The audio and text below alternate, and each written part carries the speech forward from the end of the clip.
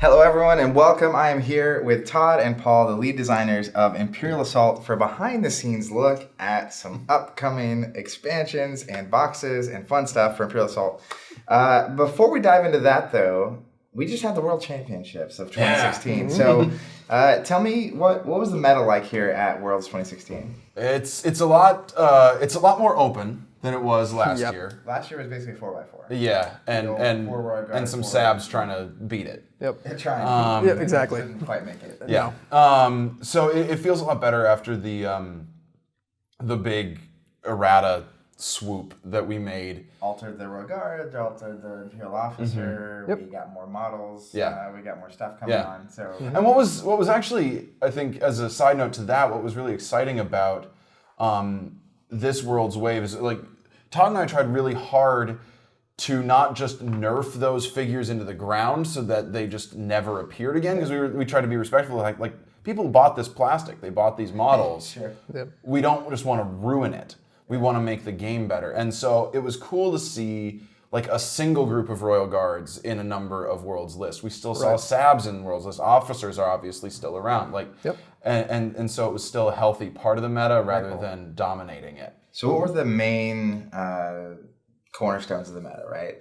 Like Imperial Troopers, Zillow training came out. Let's be honest, Zillow kind of changed the game. Yep.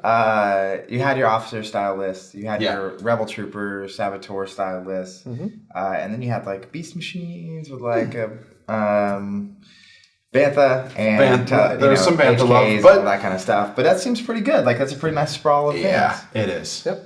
Yeah, I mean, I think there are effectively 5 lists, right? There's Imperial Trooper straight up. Yeah. There's Imperial Trooper with the spy bend, right? And then you can kind of blend the two together, but you could go to one extreme or the other. Rebels have their Rebel Trooper equivalent.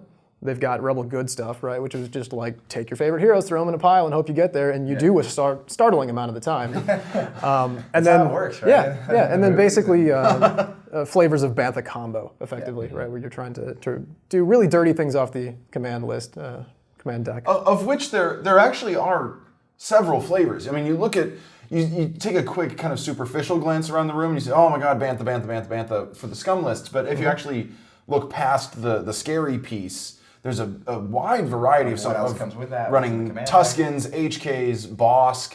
There's a lot of different variety around that centerpiece, which is cool. So what was the most surprising thing you saw in the meta at Worlds? It's good. The warm-up tournament. The warm-up tournament. 4-1, the Daniel Taylor, right, the player who won Worlds, piloted a, oh my god. Ugnaught Swarm plus Boba Fett. Boba Fett, yeah. It was, 6 Ugnaughts and Boba Fett? And I forget, I don't think that completely fills out so for like you. Popping out these little droids and Boba Fett and no one knew what to do about them. And he just kind of stomped all day on Friday. Yeah, that was by far the most surprising thing that happened over the weekend. In terms of the top 8, I think it was the Seattle play group, right, running basically the same list, and they put 4 players in the top 8, right? They were pretty strong. Yep. Yeah. They were on the list that won Worlds. Yeah. That was also, I guess you could say, surprising, but at the same time, strong meta showing up. Yeah, a known quantity, but well chosen for the tournament. Yeah. Very cool. All right, well, so you have that, right? Yeah. You have probably the most open, balanced meta Imperial Assault's ever had. Definitely. Several lists, all the different factions kind of have options in what they're doing. And amidst that, in comes Jabba's realm, right?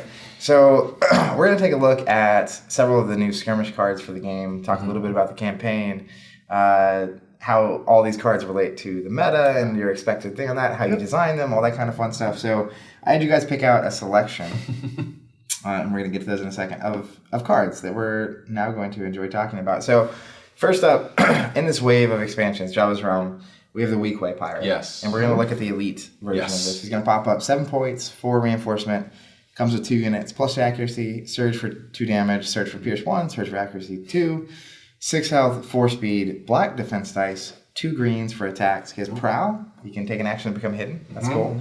And he also has Raider. While attacking, you may choose 1 die. The player that rolled that die must re-roll that die. So re-roll on offense or defense. Yes. When he's attacking, either yours or their die. Yeah. Right. So what's this guy about, right? Is it getting around dodge? Is it what's the design impetus here? what that guy's about is not necessarily about dodges or anything like that. What he is about is getting some decent rank and file in Mercenary. Sure. Because we were looking, it was actually heavily influenced by the campaign. The decision, I mean, we kind of had the skirmish in the back of our head, but when we were designing campaign missions, we needed thematic guys to be there. Troops. I mean, and we couldn't use stormtroopers. Importantly, fodder, right? So we needed like basically a mercenary trooper, and trooper is kind of can't use troopers there. It's a trait outside of the mercenary faction, right? And so we saw we were using a ton of Trandoshan hunters. And they're not that common in Star Wars. No, well, that and like they have a very unique function. They do a lot of bleed and they do a lot of strain. Yeah. And so it was a very sloggy campaign feel. It was a very strain heavy campaign feel, and we're like, this is wrong for the box. We're not. And so we were like, we need a new unit. Sure, and I mean the expansion is Jabba's realm, right? Yes. So we're visiting Jabba's realm. This is a totally new. So is this campaign standalone, or is it blending with the core? Standalone in the same way that Return to Hoth was, right? Okay. So all new story missions mix in your side missions. That formula. Yeah, sure. So we're basically, instead of the primary campaign up front was very much Imperial entanglements, if you will. Yes. Versus this, which is very hopefully integrated into the Scum Outer Rim style of the universe. It is definitely complicated. Yes. Yeah, so having a lot of like weak ways roaming around with guns, like that makes a lot of sense. So that's cool to know that they started off as like a campaign ad, and then it was like, how are we going to make this function in skirmish? Yeah. Of course, that's always the balance in Imperial Assault Design. Well, and that's the route it wound up taking in skirmish, because we realized that skirmish basically needed the same thing. Yeah, they did. You look at how you fill out an Imperial list, and it's you can grab stuff. I mean, probe droids are decent. Elite stormtroopers are, but they're also consistent, right? They have rerolls. They have last stand, and so that's where the reroll stuff came in. The prowl, the ability to kind of make use of your first turn that Rebel has, and so kind of taking that and very cool. Making sure that list building element was available to the mercenary faction. Well, and so they have two very important traits, right? They're hunter and smuggler, which is going to synergize with a lot of command cards we've already seen, and I assume that's going to hunter and smuggler only gets more fleshed out in Jabba's realm. You mean like only as in we ignored everything else? I don't know. We gave a couple other things some love, I think. But thematically, right? Like you're going to Jabba's realm, so the hunters should be getting some good stuff, and the smugglers as well. There's very good stuff for both cards, and for both our trait types, and things that compete with the command card meta, but also feel flavorful to the faction. So like smugglers run, and like screw with you and like make your attacks miss, and hunters just kill you. I mean, we tried to be more subtle about it, and then we're like, nah, they just get half damage. Yep, that's totally fair. All right, so the next thing we're going to take a look at is the Rancor. And I'm just going to pull them out here. We have a Rancor here, and this thing is massive. Like, look at it compared to the size of my face. Like, this guy is not small. So that's a gorgeous model, first off, and I think this is going to be... I love the idea of seeing this on boards. Yeah. Right? You show up to Worlds and you look across and you can see the three guys playing Rancor. Right? It's just like, wow, look at that big thing. So in skirmish, though, 10 points. He's elite. Which means you can run two of them. You can't run a 4 Rancor list. No. This is just such a card to read. 15 health, 4 speed, black defense die on attack. He has a red and 2 greens. He has massive. He has reach. He has surge for +2. He has surge for cleave 2. He has brutality. Revisiting the classic Vader ability here. A little bit more of an aura, though. Yeah, a little bit more. Each attack must have a different target, of course. Non-sentient, so he can't interact. He's trained, so at the start of each round, you can add a black die to his defense pool. If you do, you lose brutality and non-sentient during the round. So that's a really cool way to balance that out, because if you're not going to get the use out of brutality, you can essentially, and even non-sentient, which means you can interact, right? That is crazy. Look at you guys go. So tell me about the process of designing this. Where do you even start on the Rancor? Because this is obviously a big baddie that can show up in a campaign. Yeah. Or a skirmish. Yes. So where does this start? It starts with the plastic. I'm not even kidding. Like, this thing is just so iconic, so large, and you just want to touch it and play with it, and the design has to do that. Yeah. So this thing is about the impression it makes. And then once we have that, right, there are a couple of very important keywords in play. We know he has to be massive. Yep. We know he has to be melee. Yep. And that puts us kind of, I don't want to say into a corner, but it puts us in a school of thought, right, where there are... A defined space. I would say corner. There are things you have to do, right? At a certain point, massive and melee both kind of don't play the competitive game the same way, right? Breaking line of sight is a huge play, cycling so that you can maintain your cover, and massive just doesn't do that. Melee doesn't let you take the pot shots and escape to safety the same way you do, so the Rancor just needs to get in your face and get the job done. Right. He's going to get in there and roll dice, and that's what he's going to do no matter what happens. And then we recognize that, all right, he's got big old arms, got to have reach. And at that point, we're like, okay, hold up. Melee massive reach might actually make brutality work, right? In a way that it never worked for Vader, because his sphere of influence was quite small. But you slap that on a Rancor with reach, and you're talking, 3 spaces across plus. And he's got cleave and brutality, so he can attack Yep. here, Oh, cleave yeah. over here, Oh, attack yeah. here, Yep. cleave over here. Just all the damage. So it's just kind of, you start with the plastic, you figure out what has to be there, and then you just add the coolest, simple things you can to get there. And then the bottom half comes after testing, right? When you're like, okay, giant thing that doesn't play the game the way you're used to, it just has needs. It needs to not die when it runs out there and just shows its face. Live a certain amount of time. And that really is the tricky thing, is if it's not playing the Imperial Assault that the majority of figures in Imperial Assault are playing, how do you make sure that it's still playing a game, right? It's not just playing the here I am, let's see who rolled dice better today. There's elements of choice with when to use trained and 100%. how to get yourself into position. You keep yourself safe until you get into position, and then kind of Nova Strike, that sort of thing.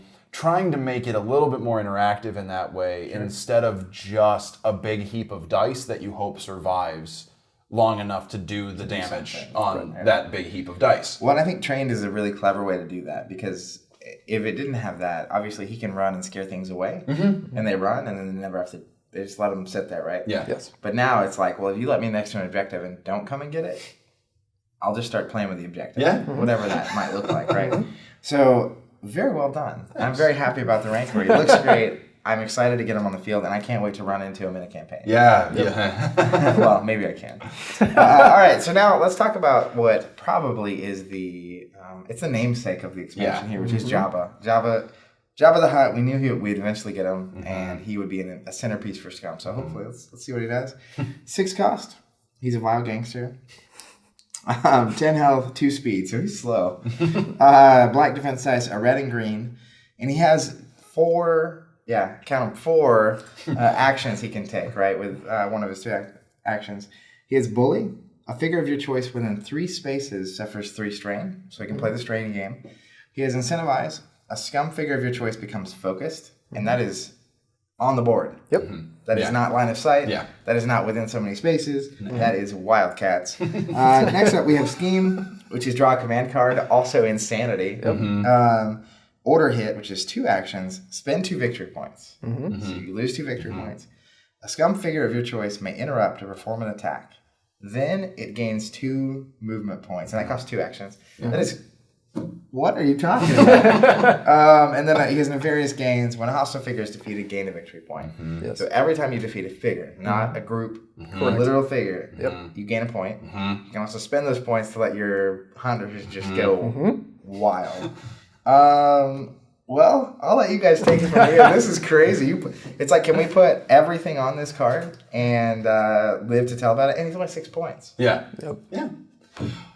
So... I think this starts the same way the Rancor does, maybe not necessarily with the plastic, but with the what does it need to do? And again, he doesn't play by the same rules if we're going to make it thematic. That was basically the one design necessity that we put on ourselves was Jabba has to feel like he's playing Jabba, not Imperial Assault. Right. He's playing his game. And he doesn't care what game you're playing. At all. And so that's where the just like sheet of actions comes from. And it makes sense. He's not doing the stuff himself, right? Yep. He can't. And Bully and his attack are really just he can defend himself, but that's not going to get you 6 points worth of value because he's not going to get there. I mean, he never moves. I think I moved with Jabba in a play test recently. Yeah. For the first time, I think since we designed him, because we made a new prototype skirmish map that had a terminal that was within 2 spaces. And I was like, okay, I get to move Jabba. Right. Yeah. But basically, because it's wasting an action on moving for him. It's not really worth it. He's not going to get anywhere. You set him up in a corner, and then it's like, I'm going to focus a guy, and I'm going to draw a command card. Yep. Right. And the next turn, I'm going to focus a guy, draw a command card. And the next turn, it's like, now you're going to shoot extra shots. That's right. And he sits there and gains you extra points for every model killed. Yeah. If all he did was that would be interesting enough. Yeah. He also opens up some interesting command card synergies. Price on their heads, I think, is the name of it, which is a special action to mark an opponent's command card for an extra 4, or not a deployment card for an extra 4 VP. I mean, he's the perfect candidate for that, because if you're using that with other hunters, they have other actions they need to be doing. Totally. Yeah. They need to be getting out and getting board position or shooting stuff, and he's like, no, fine, take it. Yeah, and I think what that also does is, cards like Boba Fett or IG-88 who don't get to see that much play, who are ultimately good and powerful, but just kind of behind the curve a little bit sometimes. He lets you get double dipping out of them. Yes. Which is very cool. And at an expensive cost. You're spending the points. Right. But what a card. And he's also a leader, a smuggler, and a hunter. Yeah. Which are 3 perfect traits, right? That's exactly what you wanted to have. So I expect to see him quite a bit. Yeah, it was good. I do too. We're excited about it. It was an interesting process, because how do you make 6 points that sits in your deployment zone and doesn't do anything worth 6 points? Sure. And even with all the Bugatti stuff that's on his card, From downtown. We think he starts to hit that mark. Yeah, and I think, in the same way, ironically, that you want to have, someone like Vader be a centerpiece. Yeah. Ironically, you want Jabba to be a piece. Yeah. Right? Where it's no matter what bounty hunters you're taking out of mercenaries, Jabba has a role. Yeah. And so he might be with a bunch of weakways and non-unique guys, and they're just hunters bouncing around doing their thing. But you could also pair him with Boba Fett and Ningar and, and it's just a very thematic thing, and he's in the corner laughing, right? Yeah. The cool thing is, even when you pair him with a bunch of nameless guys, it still feels like Star Wars, because you have that centerpiece back behind you doing what he's supposed to be doing. Exactly. Yep. And for what it's worth, when Jabba's on the board, he changes the flavor of the game. Games you play with or against Jabba do not feel like games you play where he's not there. Which is remarkable. I can't wait to play that cool. game, right? So, all right. Now, the last preview we're going to grab from this series of expansions is one I've been looking forward to from the very beginning. In the core set, is it called the core set? What's the base? Core set. Yeah. We have Luke Skywalker, but it's farm boy with a gun. Right? Yes. And from the very beginning, it's when are we going to get Jedi Knights, black robes, green lightsaber. And so here we are, Luke Skywalker, 12 points, unique, elite. He's a force user, a leader, a brawler, 16 health, 4 speed, rolling a white defense dice, a blue, a green, and a yellow attack melee. He has +1 damage built in, +1 surge cancel built in. He can surge for +1 damage. He can surge for pierce 3. He has deflect, which I love. After a ranged attack targeting you or an adjacent friendly figure resolves, a hostile figure of your choice in your line of sight suffers the damage, which is awesome. And heroic. Once during your activation, you perform an attack without spending an action. So effectively, he can move 8 and still attack. He can move 8, or he can move 4, attack, and interact with an objective. He can be very effective here. He can move 4 and attack twice. And attack twice. I didn't know he could attack twice. Yeah. So that doesn't count against his attack count. The rule is that you can only spend 1 action to perform an attack. And so since he's not using his action to perform an attack for heroic, that's just free. It's not counted against anything. Right. I am so happy with you guys. I've seen the spoiler, right? I think it was even posted online, and it's just like, he was good before I knew that was the case. Now he's getting double dose on the attack. Yep. And of course, you can't mention Luke Skywalker without mentioning Son of Skywalker, the command card. So on the turns where you are activating him twice, you may have Leia going where she lets him attack, and she's getting the command card back and doing the whole cycle. Yep. This is very powerful. It is. Yes. In the way that you want Luke to be a centerpiece for the Rebels if they want him to be. Yeah. Correct. I think that that actually makes it a challenge to make like such a powerful piece that has to be so powerful. But doesn't bend the game. Yeah, and you're dealing with Son of Skywalker. I mean, we knew the whole time that was a built-in constraint on us. That like this is a powerful card that we have to make sure doesn't ruin everything when paired with the new one. Sure. And so I think a lot of Luke's strengths comes with a compounding of more granular attacks. So like he gets 2 attacks on his activation if you can set it up, but maybe they're not like the massive Nova Strike attacks that you see out of Vader. Sure.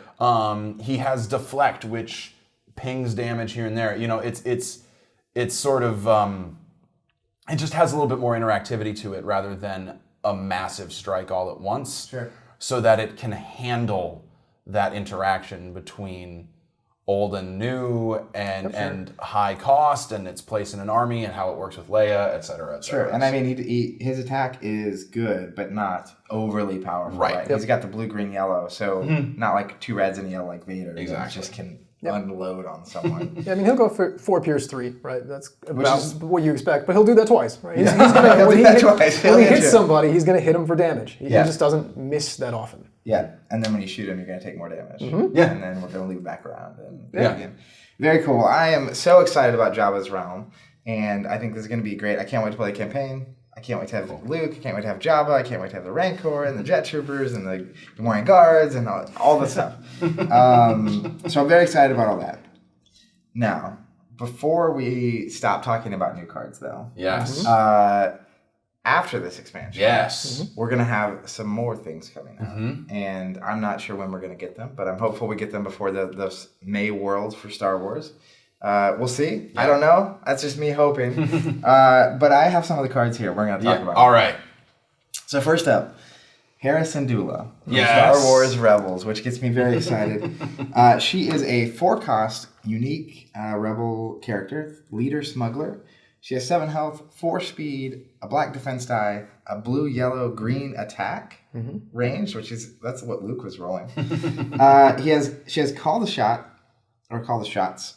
While another friendly figure within 3 spaces is attacking, you may apply +2 accuracy, +1 damage, or +1 surge to the attack results. Limit once per round. Okay, that seems good. Smooth landing. After deployment, you and each adjacent friendly figure gain 1 movement point. So what were you trying to capture here with Hera? Basically, she's a pilot, right? In a game where there are no ships, right? And so, again, that put us in a spot where we were looking for the answer. The question was very clear, right? How do you do a pilot in a game without ships? And the answer was deployment, right? You got to the battle somehow. So yeah, that's attempting to show that she has a very subtle influence over, like, maybe she gets you a little closer to the correct landing zone instead of just, okay, close enough, get off the ship. And then the other half of her is we've started to find that you can get your armies polluted with support figures, right? There's a cap, right? Like Gideon 3PO, great. But you start adding on top of that and you start running out of guns. And you need, if we want support figures to continue to get played without breaking the current power curve, we need to kind of put them more in a hybrid role, right? Where they're okay on their own, and they're better with friends. So like she can attack and she can do damage and whatnot, but also she'll want to be in the battle because she needs to be in range of friendly units to give them kind of a boost as well, which is a cool role for her to fill. Cool. And I mean, this in the campaign. Oh, yeah. She's incredible. Yeah. She's a great character. An extra movement point off the front in an opening where we sometimes put things at specific distances can be a very strong ability. Yeah, sure. Very cool. Well, I don't think we could talk about Hera without also talking about her good friend, the illustrious Chopper.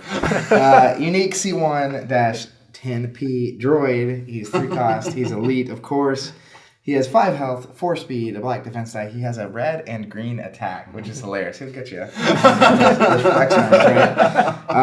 Pierce 2, recover 2. He has Ram. It's so funny. He has Ram, which is move up to 2 spaces, then choose an adjacent figure. If that figure is hostile, roll a green die. It suffers damage equal to damage results.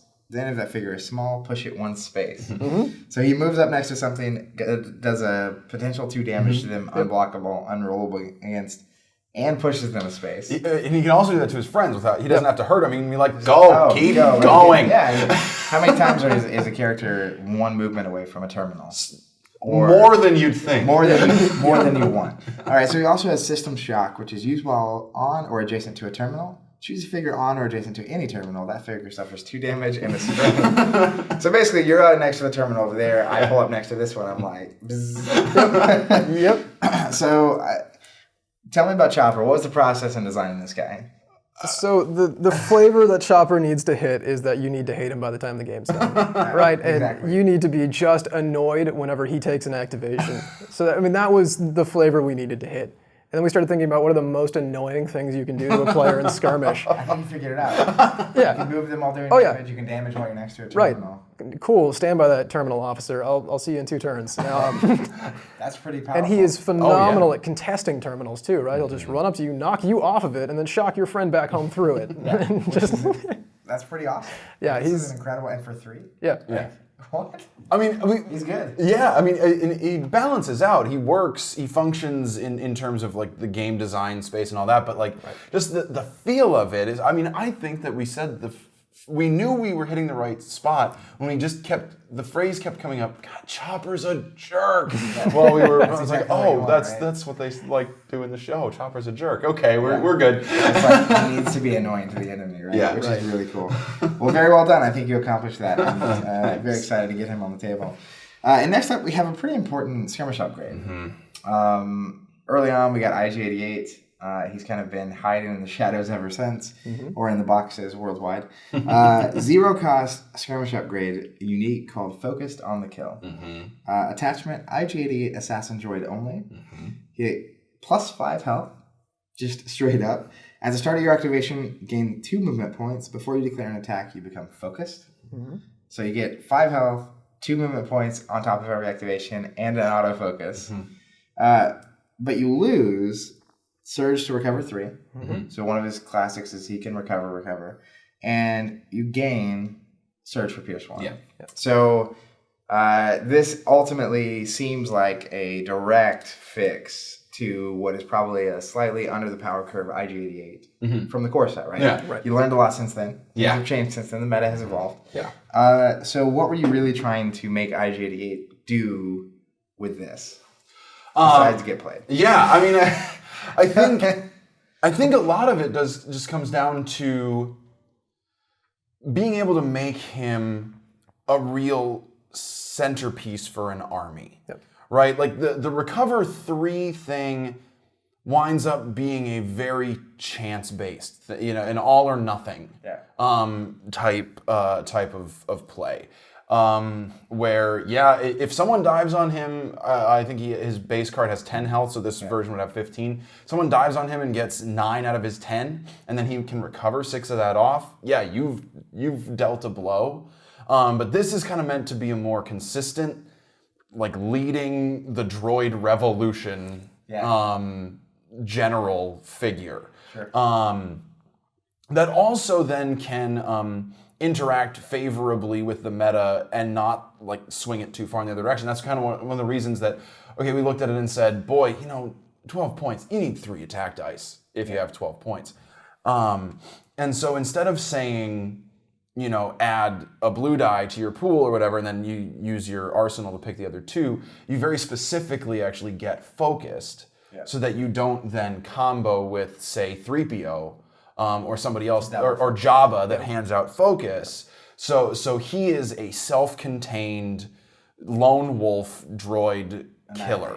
Annihilation unit. Yeah, so I think that's a really clever design choice, right? Like, making him focused means that he can't get the 3rd die and the focus. Yes. Right. And I think that really does keep it in check. That's a very clever way of doing that. Well, I'm excited. I think that has the potential to really bring him back into the fold, and there's a lot of hunter action going on. So. I really enjoy playing with him right now. It's a good time. Yeah, that's what you want, right? That's why right there. That's exactly what you want. The other nice side effect to the attachment doing that is that also it faction locks him if you want to play that version of him, because you can't if you use Temporary Alliance in Imperial, you can't pull upgrades. And so he is mercenary, and he is a like flag bearer for the mercenary figure, for the mercenary faction. I assume when that wave's coming out, we also might be getting additional, because we have Chopper, we have IG-88, we might be getting some more droids, we might be getting some more droid cards, so that'll be exciting to look forward to. All right. Speaking of, last but not least, they heard the word droids and they decided they needed to show up. We have the Jawa Scavenger. Now, this is the elite version. There is a non-elite version at 2 points, which we won't be talking about.